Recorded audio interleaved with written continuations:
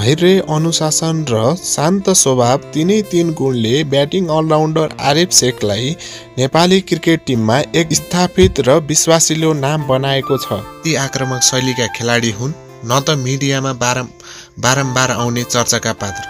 तर जब नेपाली टोली अप्ठ्यारोमा पर्छ तब आरिफको संयमित ब्याटिङले खेलको मोड परिवर्तन गर्ने गरेको छ। यही निरन्तरता र समर्पणका कारण टिममा उनको परिचय अलग्गै बनिरहेको छ।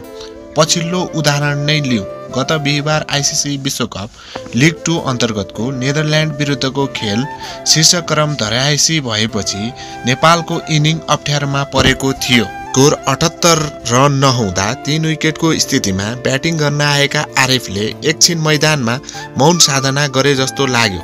तर मौनता वास्तवमा आत्मविश्वासको तयारी थियो।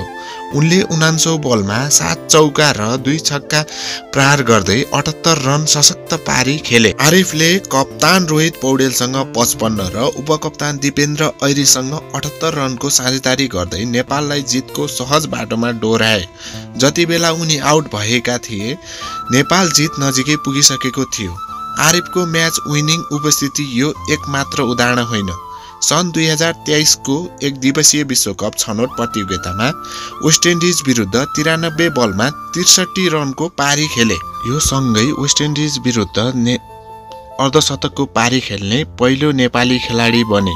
त्यति मात्र होइन, गत वर्ष अमेरिकामा भएको स्कटल्यान्ड विरुद्धको खेलमा पनि उनले अर्धशतकको पारी खेले, जहाँ उनी प्लेयर अफ द म्याच पनि बनेका थिए। दाएँ हाते ब्याटिङ गर्ने 27 वर्षीय आरिफको क्रिकेट यात्रा स्कुल हुँदै जिल्ला, त्यसपछि अन्डर 19 हुँदै राष्ट्रिय टोलीमा परेका थिए।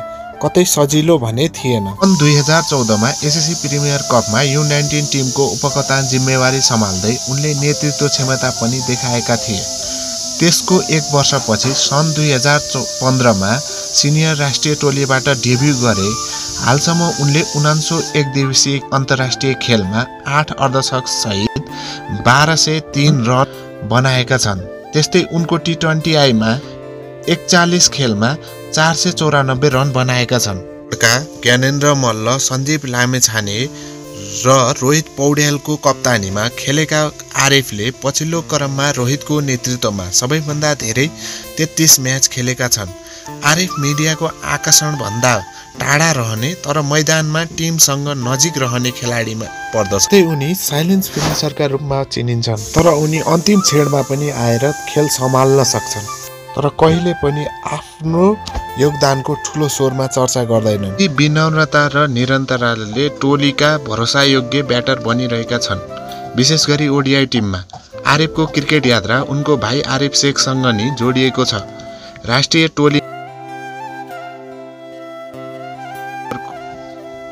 कुनै सौन्दर्य बनेको छ। विकेट किपर ब्याटर आसिफ दाजु आरिफलाई आफ्नो मेन्टर ठान्दछन्।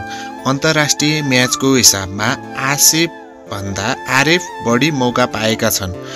उनी हाल दुवै फर्मेटमा पहिलो रोजाइका ओपनर हुन्। आरिफले हालसम्म ओडिआईमा 58 खेलमा 1561 रन बनाएका छन्।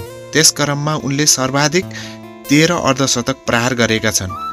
आसिफ ओडिआईमा सर्वाधिक रन प्रहार गर्ने नेपाली ब्याटरको सूचीमा दोस्रो स्थानमा छन्।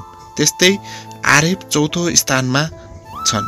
त्यस्तै T20I मा पनि आसिफको प्रदर्शन सन्तोषजनक नै छ। उनले यस फर्मेटमा हालसम्म 57 इनिङमा 7 अर्धशतकको मद्दतमा 1352 रन बनाएका छन्। आसिफ महारथी भारत विरुद्ध पहिलो अर्धशतक